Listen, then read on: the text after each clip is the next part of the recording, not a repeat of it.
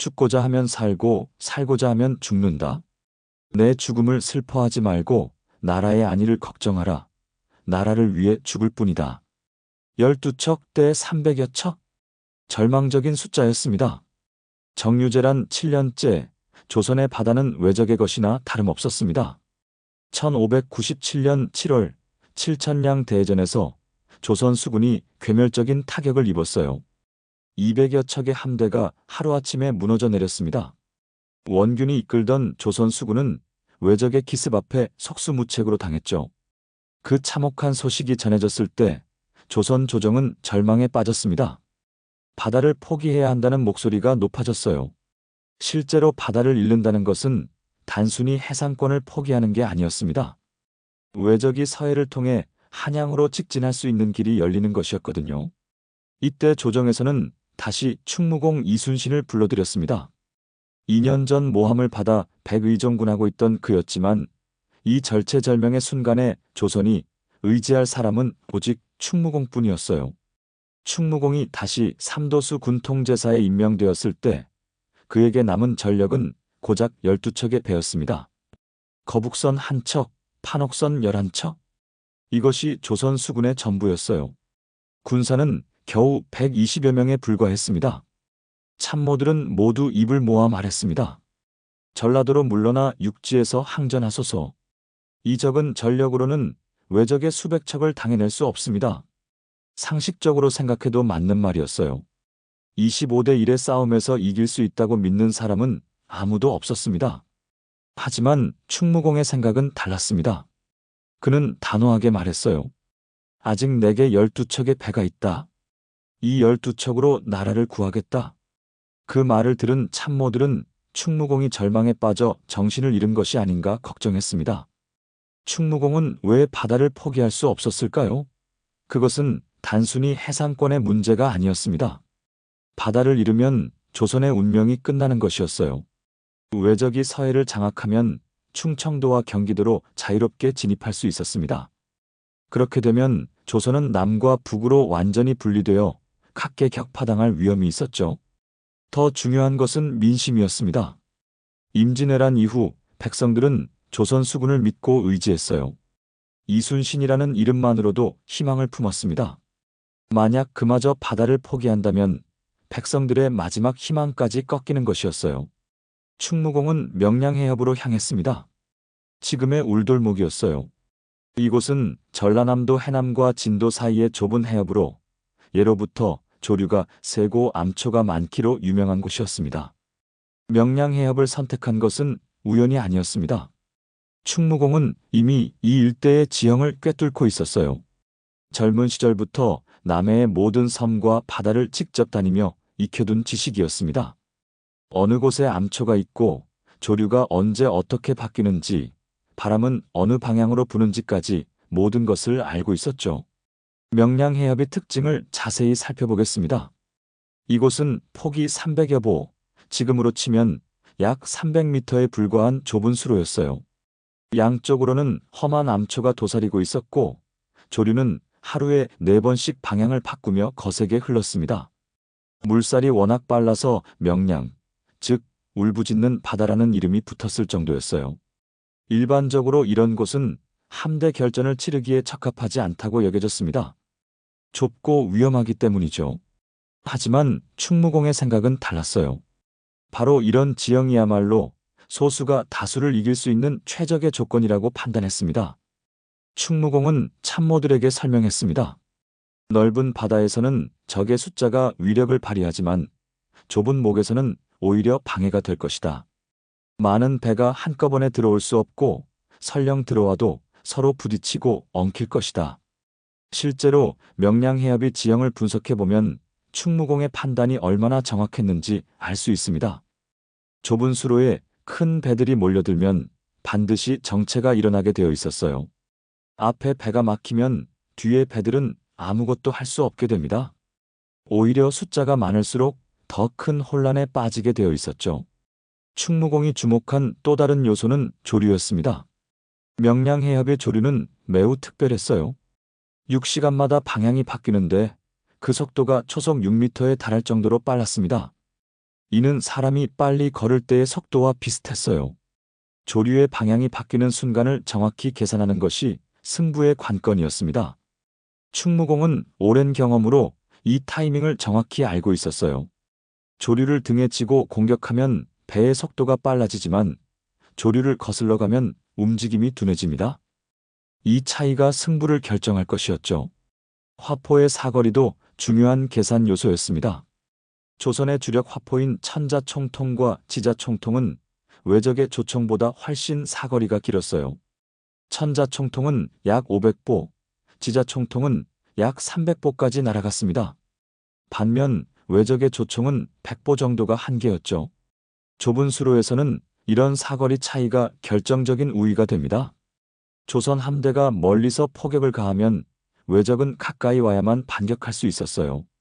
하지만 좁은 수로에서는 가까이 오는 것 자체가 위험했습니다. 충무공은 전투 준비에 착수했습니다. 12척의 배는 모두 점검을 받았어요. 화포의 상태, 화약의 양, 포탄의 개수까지 하나하나 확인했습니다. 부족한 것은 급히 보충했죠.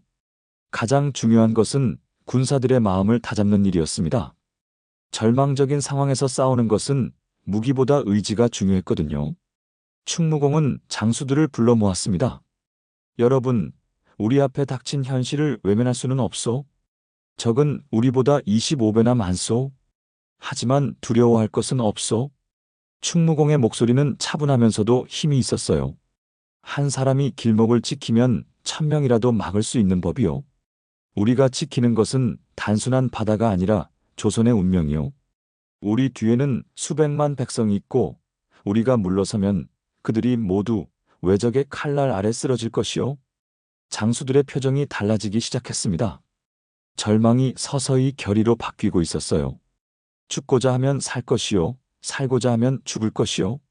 충무공의 이 말은 단순한 구호가 아니었습니다. 깊은 철학이 담긴 말이었어요.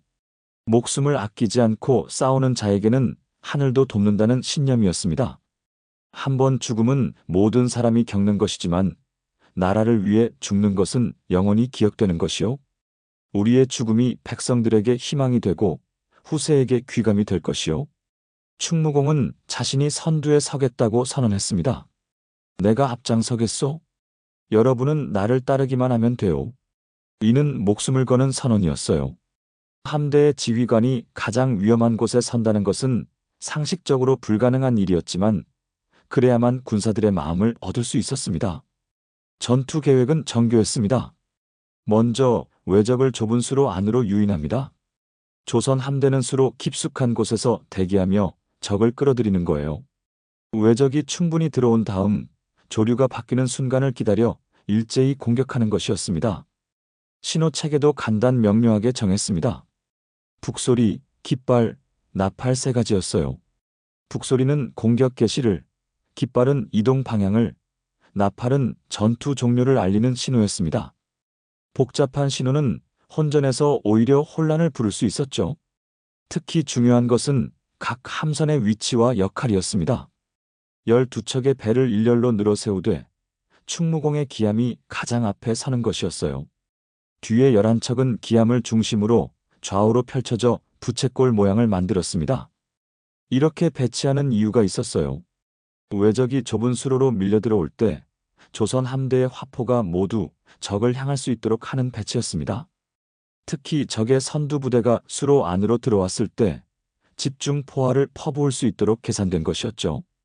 외적들은 어떤 상황이었을까요? 7,000량 대첩에서 압승을 거둔 그들은 자신감에 차 있었어요. 조선 수군이 거의 전멸했다고 생각했고 남은 것도 얼마 되지 않을 것이라고 여겼습니다. 외적 함대를 이끈 것은 와키자카 야스하루였습니다. 임진왜란 초기 부산포 상륙작전을 성공시킨 경험 많은 장수였어요. 그는 300여 척의 대함대를 이끌고 명량해협을 통과해 서해로 나아가려 했습니다. 와키자카의 계획은 간단했습니다. 압도적인 숫자로 밀어붙여 단숨에 돌파하는 것이었죠. 조선 수군에 잔존 세력이 있다 해도 한 번에 쓸어버릴 수 있다고 확신했습니다. 하지만 그는 충무공 이순신이라는 변수를 과소평가했어요.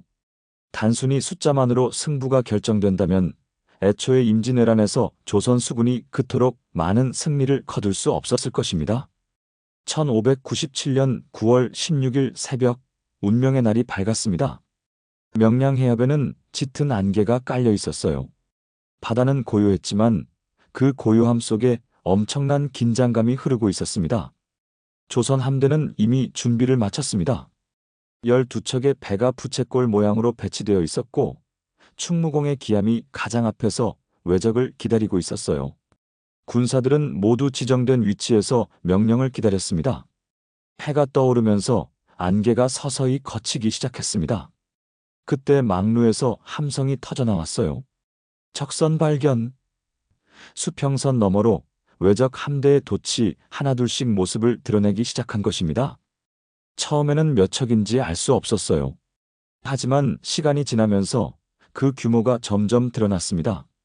10척, 20척, 50척. 끝없이 나타나는 외선들을 보며 조선 군사들은 숨을 죽였습니다. 결국 300여 척의 왜적 함대가 모습을 완전히 드러냈습니다. 바다를 뒤덮을 정도의 압도적인 규모였어요. 조선 군사들 중 일부는 다리가 떨렸습니다. 이론으로는 알고 있었지만 막상 눈으로 보니 그 차이가 절망적으로 느껴졌거든요. 하지만 충무공은 침착했습니다. 그는 이미 모든 것을 계산해뒀거든요. 오히려 왜적의 규모가 클수록 좋았어요. 좁은 수로에서는 많은 배가 오히려 약점이 될 것이라는 확신이 있었습니다. 모든 장수와 군사들에게 고하노라. 충무공의 목소리가 함대 전체에 울려 퍼졌습니다. 저들이 아무리 많아도 두려워할 것은 없다. 우리에게는 하늘의 도움이 있고 조상들의 음덕이 있으며 임금님의 위덕이 있다. 죽고자 하면 살 것이요, 살고자 하면 죽을 것이다. 나라를 위해 죽는 것을 영광으로 생각하라. 오늘 우리의 싸움이 조선의 운명을 결정할 것이다. 충무공의 말에 군사들의 마음이 달라졌습니다. 두려움이 사라지고 결의가 생겼어요. 그들은 각자의 위치에서 전투 준비를 완료했습니다. 왜적 선봉이 명량해협 입구에 도달했습니다. 와키자카는 조선 함대의 모습을 보고 코웃음을 쳤어요. 고작 저것들이 우리를 막겠다는 것인가? 그는 전 함대에 돌격 명령을 내렸습니다. 외선들이 좁은 수로로 밀려들어오기 시작했습니다. 300여 척의 배가 한꺼번에 들어오려니 금세 정체가 시작됐어요. 앞의 배들은 속도를 줄일 수밖에 없었고 뒤의 배들은 앞을 따라가려고 더욱 밀어붙였습니다. 충무공이 예상한 대로였습니다.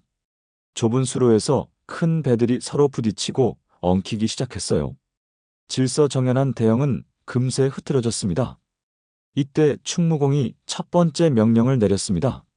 화포 준비. 조선 함대의 모든 화포가 일제히 왜적을 향했어요. 천자총통, 지자총통, 현자총통까지 크고 작은 모든 화포가 불을 뿜을 준비를 마쳤습니다. 거리를 재고 있던 포수들이 보고했습니다. 사거리 안에 들어왔습니다. 충무공은 잠시 기다렸어요. 더 많은 적이 수로 안으로 들어오기를 기다린 것입니다. 왜적의 선두부대가 수로 중앙까지 들어왔을 때 충무공이 명령했습니다. 쏘아라. 조선 함대의 모든 화포가 일제히 불을 뿜었어요. 하늘을 가를 듯한 포성이 명량해협을 가득 채웠습니다. 첫 번째 일제 사격이 왜적 선두부대를 강타했습니다. 여러 척의 외선이 불길에 휩싸였고 부서진 돛대와 선체 파편이 하늘로 솟구쳤어요. 바다는 순식간에 아비규환이 되었습니다. 왜적들은 당황했습니다. 예상보다 훨씬 강한 화력이었거든요. 좁은 수로에서는 피할 곳도 없었어요. 오히려 많은 배가 서로를 방해하며 혼란만 가중시켰습니다. 충무공은 계속해서 명령했습니다. 연속 사격. 조선 함대는 차례대로 화포를 발사했어요. 한 척이 쏘는 동안 다른 척들은 재장전을 했습니다. 이렇게 해서 끊임없는 포화를 퍼부을 수 있었죠. 왜적들은 반격을 시도했지만 효과적이지 못했습니다. 조총의 사거리가 짧아서 조선 함대에 닿지 못했어요. 활을 쏘기에는 거리가 너무 멀었고 조선 함대가 계속 움직이고 있어서 정확한 조준이 어려웠습니다. 무엇보다 좁은 수로에서 서로 엉킨 상태에서는 제대로 된 공격을 할 수 없었어요. 앞에 배가 방해가 되어 뒤의 배들은 아무것도 할 수 없었습니다. 충무공은 기암을 가장 앞에 세웠습니다. 위험했지만 그래야 군사들이 따라왔어요. 장군께서 앞에 계시니 우리도 목숨을 바치자. 조선 군사들의 사기가 하늘을 찔렀습니다. 이때 충무공이 기다리던 순간이 왔습니다. 조류가 바뀌기 시작한 것이에요. 지금까지는 외적에게 유리한 방향으로 흐르던 조류가 서서히 멈춰서더니 반대 방향으로 돌기 시작했습니다. 지금이다. 충무공이 외쳤습니다. 전 함대 돌격. 북소리가 명량해협을 가득 메웠고 조선 함대가 일제히 전진하기 시작했어요. 조류를 등에 지고 돌진하는 조선 함대의 기세는 대단했습니다. 12척의 배가 마치 하나가 된 것처럼 움직였어요. 반면 외적들은 역류를 거슬러 싸워야 했습니다. 배의 움직임이 둔해지고 조종이 어려워졌어요. 충무공의 기암이 외적 대장선을 향해 정면으로 돌진했습니다. 이 장면을 본 조선 군사들은 목숨을 걸고 따라했어요. 만세! 만세! 함성이 하늘을 뒤흔들었습니다. 좁은 수로에서 조류까지 거슬러야 하는 외적들은 속수무책이었습니다. 배들끼리 충돌하며 스스로 무너져갔어요. 질서정연했던 대형은 완전히 붕괴됐습니다. 이 순간 조선 군사들의 마음속에서 절망이 희망으로, 두려움이 용기로 바뀌었습니다. 불가능해 보였던 일이 현실이 되고 있었어요. 12척으로 300척을 압도하는 기적이 일어나고 있었습니다. 와키자카는 상황의 심각성을 깨달았습니다. 지휘체계가 무너지고 함대가 각자 도생하기 시작했어요. 좁은 수로에서 후퇴하려니 서로 엉켜 더욱 혼란스러웠습니다. 충무공은 이 기회를 놓치지 않았습니다. 집중 공격! 12척의 조선 함대가 외적의 핵심 부대를 향해 모든 화력을 집중했어요. 천자총통과 지자총통이 동시에 불을 뿜으며 외적 대장선을 겨냥했습니다. 마침내 와키자카의 기암이 크게 파손됐습니다. 돛대가 부러지고 선체에 큰 구멍이 뚫렸어요. 이를 본 다른 외선들은 더욱 동요했습니다. 지휘선이 무력화되면서 전체 함대의 사기가 급격히 떨어졌어요. 충무공은 추격을 명령했지만 동시에 제한도 두었습니다. 깊이 쫓지 말라. 목을 벗어나면 위험하다. 승리에 도취되어 무리한 추격을 하다 보면 오히려 역습을 당할 수 있었거든요. 이는 매우 지혜로운 판단이었습니다. 해가 중천에 떴을 때 전투는 끝났습니다. 명량해협의 물은 붉게 물들었고 부서진 외선들의 잔해가 떠다녔어요. 와키자카의 함대는 30여 척이 침몰하고 수많은 배가 파손된 채 물러갔습니다. 반면 조선 수군의 피해는 놀라울 정도로 적었습니다. 전사자는 겨우 2명, 부상자도 몇 명에 불과했어요. 12척의 배는 모두 무사했습니다. 25대 1의 절망적인 싸움에서 이런 결과를 낸 것은 기적이었어요. 무엇보다 소중한 것은 조선 수군이 되살아났다는 사실이었습니다. 7,000량 대패로 바닥에 떨어진 사기가 하늘 높이 치솟았어요. 충무공께서 계시는 한바다는 우리 것이다. 이 소식이 전국에 퍼지면서 백성들은 다시 희망을 품기 시작했습니다. 명량대첩의 승리는 단순한 전술적 승리를 넘어서는 의미가 있었습니다. 외적의 서해 진출 계획이 완전히 좌절됐어요. 한양으로 가는 바닷길이 차단된 것이죠. 이로써 조선은 전쟁의 주도권을 다시 잡을 수 있게 되었습니다. 또한 이 승리는 조선 전체의 사기를 되살렸습니다. 절망적인 상황에서도 포기하지 않으면 기적을 만들 수 있다는 희망을 주었어요. 각지에서 의병 활동이 다시 활발해졌고 백성들은 조선이 반드시 이길 수 있다는 믿음을 갖게 되었습니다. 충무공은 승리 후에도 겸손했습니다. 이것은 하늘의 도움이요 조상들의 음덕이며 임금님의 위덕이다. 나 개인의 공이 아니라 모든 장수와 군사들이 목숨을 바친 결과다. 자신의 공을 내세우지 않았어요. 대신 더 큰 책임감을 느꼈습니다. 승전보를 작성하면서 충무공은 이렇게 기록했습니다. 신이 죽지 않는 한적들이 감히 우리나라를 업신여기지 못할 것입니다. 이 한마디에는 조선을 끝까지 지키겠다는 그의 굳은 의지가 담겨 있었어요. 명량대첩 이후 충무공의 명성은 더욱 높아졌습니다. 외적들조차 이순신이라는 이름만 들어도 두려워했어요. 조선에 이순신이 있는 한 우리는 바다에서 이길 수 없다는 말이 왜군 진영에서 공공연히 나돌 정도였습니다. 하지만 충무공 자신은 이 승리에 만족하지 않았어요. 오히려 더 큰 책임감을 느꼈습니다. 12척으로 시작했지만 이제 조선 수군을 다시 재건해야 했거든요. 전국 각지에서 배와 군사를 모집하기 시작했습니다. 그의 명성을 듣고 많은 사람들이 몰려왔어요.